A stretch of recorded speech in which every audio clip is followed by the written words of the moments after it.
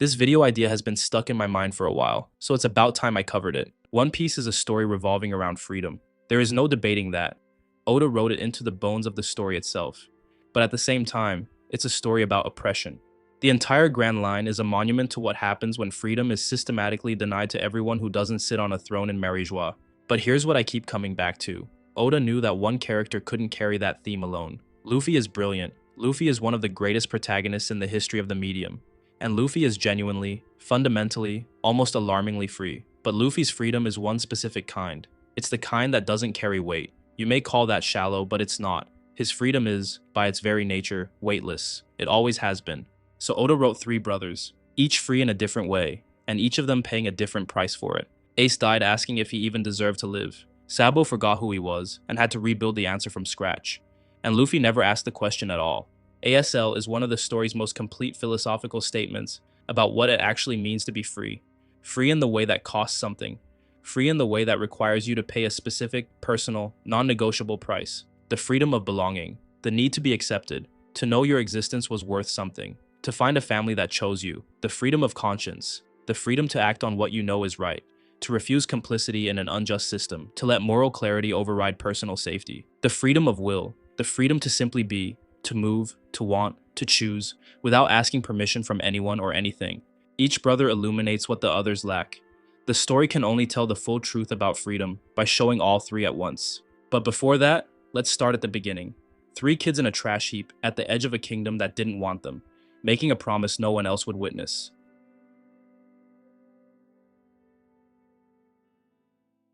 Gray Terminal is the dump, literally. It's the place where the Goa kingdom throws everything it doesn't want to look at. Rotting goods, broken furniture, and people.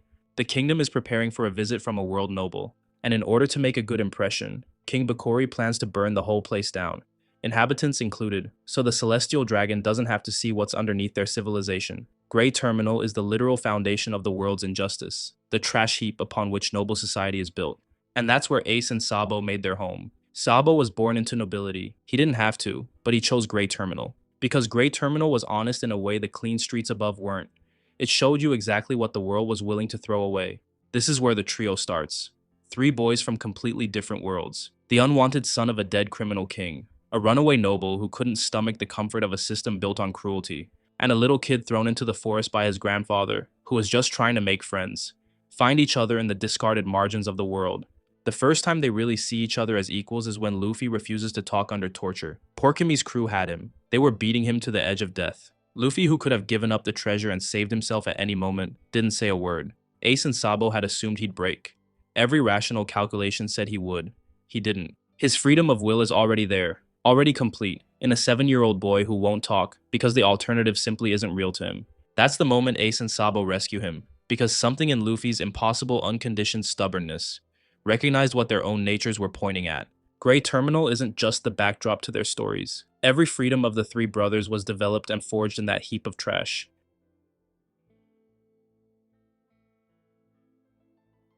Portagast D. Ace was born as Gold D. Ace. His mother, Portagast D. Rouge, held him in her womb for 20 months. 15 normal months plus 5 more, hidden past the death of his father, to protect him from a world that would have killed him for being Roger's son.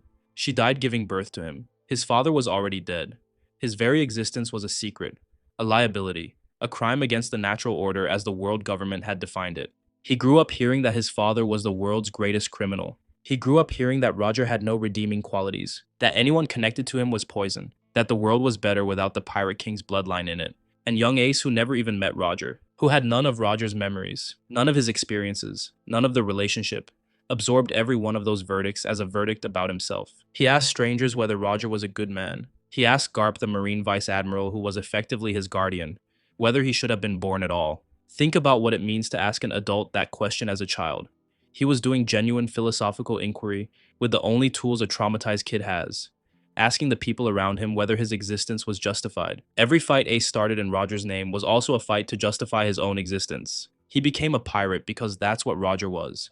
But he didn't want Roger's legacy. He wanted permission to exist independently of it. He wanted to be loved as himself, not as Roger's shadow. Ace was searching for the right to live, and that is exactly what Whitebeard gave him. When Whitebeard said Ace was his son, it was the answer to the question Ace had been screaming since birth. It was a declaration by one of the most powerful men in the world that this specific person, not a useful subordinate, but Ace, the particular person, was worth claiming as family. The Whitebeard pirates were his first proof that belonging was possible. The brothers gave him a home.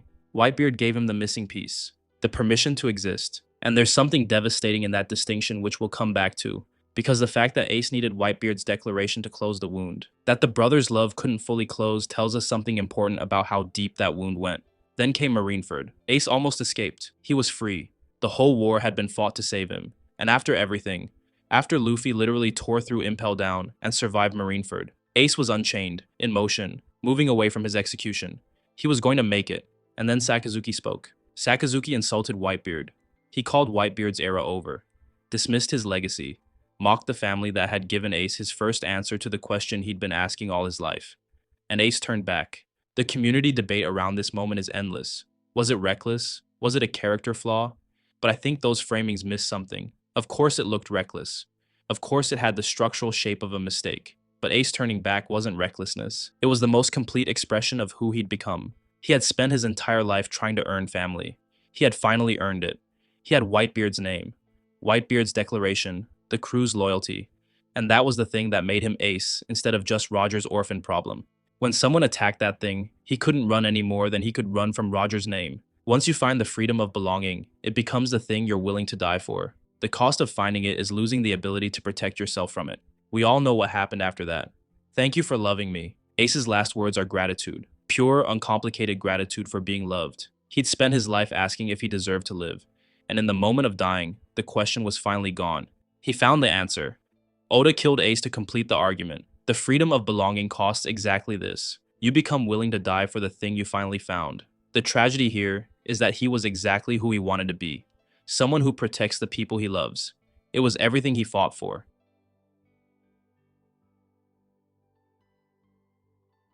Sabo is the brother most people underestimate and overlook. His freedom too is the least flashy in the trio, the least cinematically readable, the most easily overlooked, and it may be the most radical of the three, because it's the one that requires the most conscious, sustained, daily choice. Born noble, given everything, money, status, a future secured by the hierarchies of Goa Kingdom's upper city, where people like him were categorically protected from the consequences of everything happening below. And from the moment he could think clearly, he saw Grey Terminal. He saw the people the kingdom threw away. He saw the guards, the poverty, the casual cruelty that the upper city required to exist. And he couldn't unsee it. Sabo ran from comfort. Yes, he may have been reckless and naive, but he ran because staying would mean becoming complicit. He understood, with a clarity that most people never develop, that passivity inside an unjust system is not neutrality.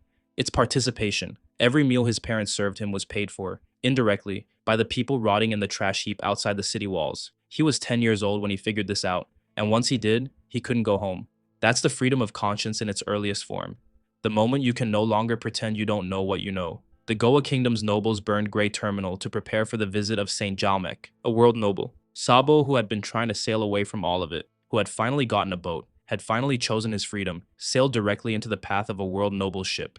And Saint Jalmec fired a cannon at him. He fired at Sabo's small vessel because it was in his way, because a commoner's life was worth less than a noble's minor inconvenience. The hierarchy that Sabo had spent his entire conscious life rejecting demonstrated its power in the most literal, brutal way available. And here is where I find Sabo's freedom of conscience to be the most painful one out of the three. Reason being because it was punished before it could even sail. He didn't make it to sea. He didn't escape. The world's most privileged people destroyed his ship to prove a point that wasn't even directed at him. It was just a casual operation of power. But despite it all, Sabo survived. Dragon, Luffy's father, rescued him from the water, and for the next decade, Sabo lived inside the Revolutionary Army without knowing who he was.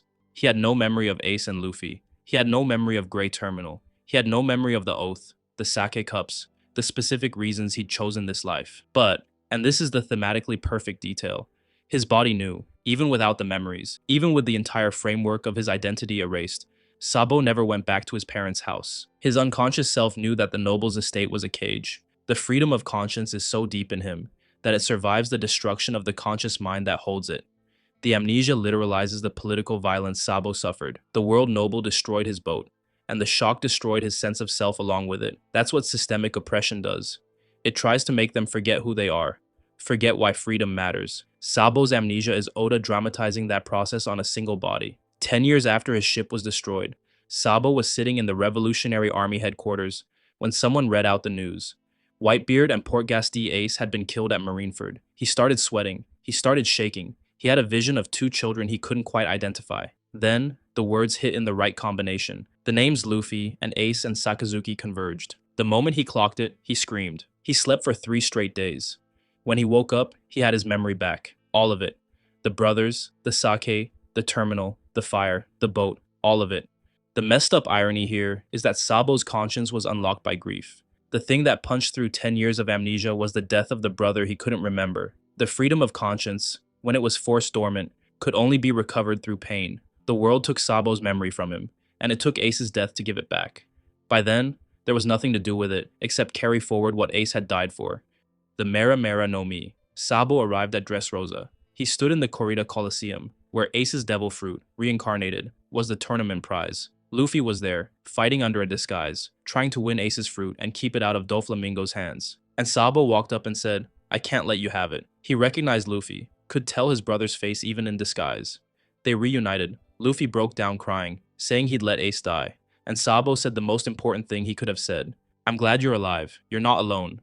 Sabo eating Ace's devil fruit is not Sabo becoming Ace. It's Sabo taking the physical embodiment of what Ace was. The fire, the passion, the thing that burned through every injustice that tried to stop it, and carrying it forward in the service of the freedom of conscience. Ace's fire was personal, passionate, and tied to his emotional state. Sabo's fire is inherited and deliberate, a weapon of righteousness. Sabo is the Revolutionary Army's chief of staff, the number 2 under Dragon. Where Luffy protects individuals and Ace protected his family, Sabo fights for everyone who has no one to fight for them. His freedom of conscience scales outward, from Grey Terminal to the entire world.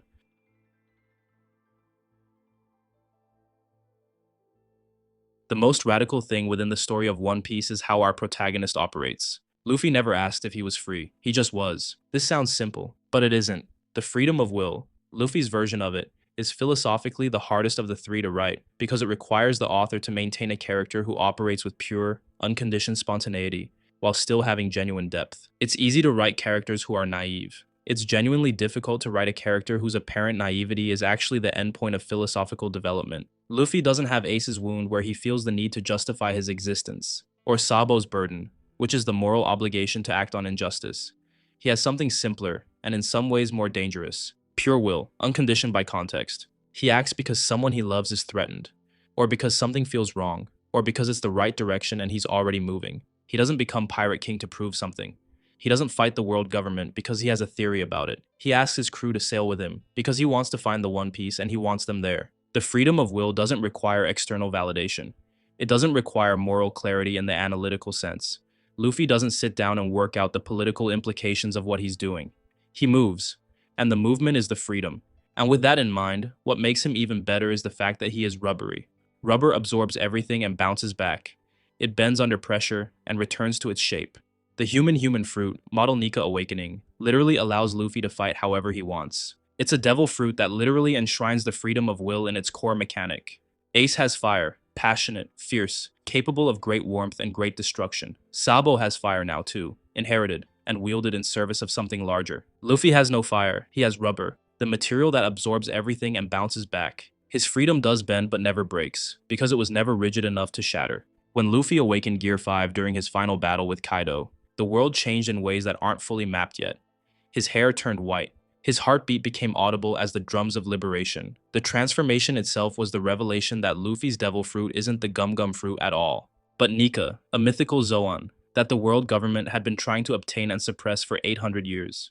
Gear 5 makes Luffy more Luffy. His power becomes cartoonish, ungoverned by physical law, utterly responsive to his imagination. The freedom of will, at its maximum expression, is freedom from the constraints of reality itself. The Joy Boy lineage, which is the will that predates Luffy by 8 centuries, is a will to liberation. It has never been about Luffy's personal liberation, but everyone's. A type of cosmic freedom. This is what Ace was pointing toward, and what Sabo is building toward from the other direction. The ultimate expression of freedom isn't something you argue for or earn. It exists and cannot be suppressed. But, at the end of the day, Luffy's freedom of will still costs him the people he loves. I'm being blunt here, but Ace died because Luffy wasn't strong enough. The entire post-Marineford arc is built on that gap between pure will and actual power. Luffy broke down after Ace's death in a way that shocked everyone around him. He was reduced to something barely functional. And then, with Jinbei's voice cutting through, he rebuilt himself around what he still had, his crew. His recovery surprised people, but it shouldn't. Luffy's freedom of will means he processes loss by finding a way to keep moving. But is that resilience or emotional limitation? Personally, I think it's the only thing the story's protagonist can be. The freedom of will requires motion. The grief is legitimate. Luffy feels it completely. But grief that stops movement is, for Luffy, the one thing the story can't allow. It's not like he doesn't feel anything. He does. But because Luffy's nature is forward. Always forward. The 2-year training period with Rayleigh is Luffy's answer to the gap between will and power. He came back stronger. But more importantly, he came back with the same question he's always had. The same answer he's always given. I'm still going. The cost of the freedom of will is paid by the people closest to him. But the will itself is unkillable.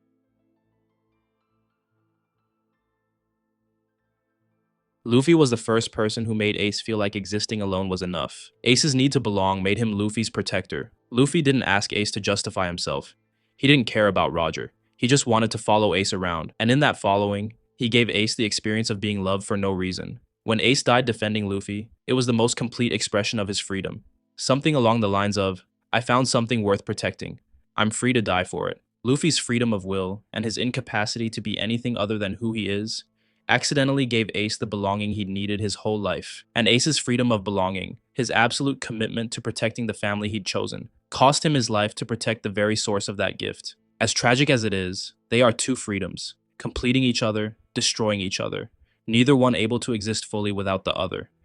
Sabo sees in Luffy something he consciously works toward, but can never fully embody, freedom without the weight of obligation. By its nature, the freedom of conscience is obligated. Once you see the world for what it is, you become responsible for what you see. Sabo's life is not free in the casual sense. It is permanently conscripted by his own moral clarity. Luffy doesn't have that weight. He acts rightly not through argument, but through instinct. Watching a person be free the way Luffy is free, without the ache of perpetual obligation, must be both beautiful and slightly maddening. Sabo's love for Luffy is in part admiration for the version of freedom he himself can't quite reach. And we all witness this, and see this clearly in Dressrosa. Sabo, who has spent 12 years fighting for systems and structures, just stands there smiling at his impossible little brother in a gladiator disguise. For a moment, before the revolution resumes, he gets to just feel something. Ace and Sabo were equals in a way Luffy never quite was. Two older brothers who shaped each other's sense of what strength and loyalty actually mean. Their relationship had the texture of peers. They pushed each other, competed with each other, formed each other. When Sabo inherited the fruit, it was Oda kinda declaring that Sabo is the one who carries the concept of Ace forward. The Flame Emperor. Sabo carries Ace's fire on behalf of everyone Ace never had the chance to fight for. Simply put, Ace's freedom was personal. Sabo's is structural. The sake ceremony, or Kyudai Sakazuki, is a formal Japanese ritual, establishing bonds akin to family, performed between equals. 3 small cups, 1 promise, we are brothers. Ace needed a family to die for. Sabo needed people who would never make him feel ashamed of his conscience. Luffy needed brothers who would let him be exactly who he was. The oath gave all 3 exactly what they needed. They chose each other in a world that had not chosen any of them. And most people didn't catch this small detail about the Kyudai Sakazuki, the word for brotherhood. The formal bond the 3 boys swore is also the name of the man who killed one of them. Oda is always tricky and precise about this. Freedom in One Piece is never free. Ace became willing to die for something he finally found. The freedom of belonging removes the ability to protect yourself from what you love. Once Ace had Whitebeard, once he had the crew, once he had Luffy, he was no longer capable of strategic self-preservation. The belonging had made him complete, and complete people do not abandon the thing that made them whole. Since Sabo saw the world clearly, he couldn't unsee it, and he felt responsible for it. Sabo's life is not free in the casual sense. It is obligated. Every meal he eats in service of the people who can't eat. His conscience is more cursed than a gift. It is a permanent conscription. Luffy cannot always save the people he loves. Pure will has no defense against a world where strength determines outcome. The cost of Luffy's freedom is often paid by the people closest to him. A few examples off the top of my head would be Ace, Zoro, and Robin. Every person who has ever sacrificed themselves so that Luffy could keep moving forward. The freedom of will is the purest form of individuality, and yet the most collectively costly. Does Oda judge any of these costs as avoidable? I don't think so. The costs aren't mistakes. They're the necessary price of each freedom's specific nature. Belonging requires total investment. Conscience requires permanent obligation. Will requires acceptance that you can't control outcomes. And these aren't flaws in any way. They're the shape of what each freedom actually is.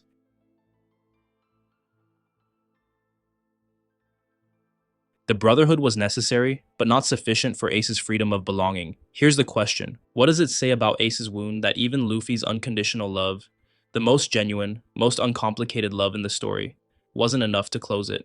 The answer is that Ace's question never was, am I loved? It was, do I have the right to exist? Luffy loved Ace completely, but Luffy is constitutionally incapable of engaging with the kind of existential wound Ace carried. Luffy doesn't understand why someone would question their right to exist. The idea is genuinely foreign to him. So his love, as total as it was, couldn't be the answer to a question he didn't understand was being asked. Whitebeard understood it. Newgate looked at Ace and recognized the question, and answered it with authority. He said, "You are my son," which meant, you have the right to be here, and I'm the kind of person whose declaration of that matters. That distinction doesn't diminish the brother's love. It reveals the specific shape of Ace's wound. The amnesia is the most formally elegant element in Sabo's story, because what he forgets is exactly what the world tried to destroy when it shot down his ship: his identity and his moral framework, his reasons for existing outside the structures of class and wealth. The amnesia literalizes that, and is a brilliant narrative device. Sabo lived without the conscious knowledge of who he chose to be for 10 years. The freedom of conscience is dormant, but not fully absent. He keeps fighting, keeps working for the revolution, even without knowing why it matters personally. He stayed and fought within the revolutionary army because his core nature is to fight for the truth of the world. The freedom in having courage to reject a comfortable lie, for a difficult truth he absolutely will not settle for. Luffy broke. After Marineford, he really broke. He screamed, he lost consciousness, he was useless for days. The image of Luffy's post-Marineford suffering gets compressed into the recovery, but the break was very real. And then, he rebuilt. Faster than people expected. With Jinbei, with the memory of what he still had, with the decision to send his crew away and train. Some people actually note this as emotional limitation. Isn't he moving on too quickly? I think that gets it exactly backward. The freedom of will isn't emotional shallowness. It's the constitution that makes continued movement possible. Luffy's grief was total. His recovery was also total. Luffy is always forward-facing. He can't unlove the dead, but he can refuse to let their deaths be the last word. The freedom of will requires that he keep going. So, why did Oda kill Ace? Oda killed Ace because the freedom of belonging followed to its logical conclusion. In a world where power determines outcome, arrives at sacrifice. The story's thesis required it. The freedom of belonging costs exactly this. You die for the thing you finally found. Ace lived the argument and completed it in the same moment. And what does it mean that Sabo took the fire forward? It means the freedom of conscience doesn't require the freedom of belonging to keep burning. Sabo carries Ace forward because he's the person with the clearest view of what Ace died for, and the most deliberate commitment to ensuring it wasn't wasted. The fire moves from the personal to the political, from Ace's intimate belonging to Sabo's structural justice. But is any one of the three freedoms more fundamental than the others? I don't think that's the question Oda wants us to ask. The answer is in the trio itself. You need all three. Belonging without conscience becomes tribalism. Conscience without will becomes paralysis. Will without belonging becomes loneliness. The story needs Luffy to be free of obligation, and Ace to die for his family, and Sabo to endure in service of everyone who has no one. They are three answers to the same question. What does it mean to be alive on your own terms? And Oda killed one of the answers to make the other two matter more. Three boys from a trash heap at the edge of a kingdom that didn't want them, making a promise the world couldn't contain, and paying three different prices for keeping it. I feel like I could have went more in depth here in this video, so if you guys are interested in seeing individual videos on both Sabo and Ace, please let me know in the comments.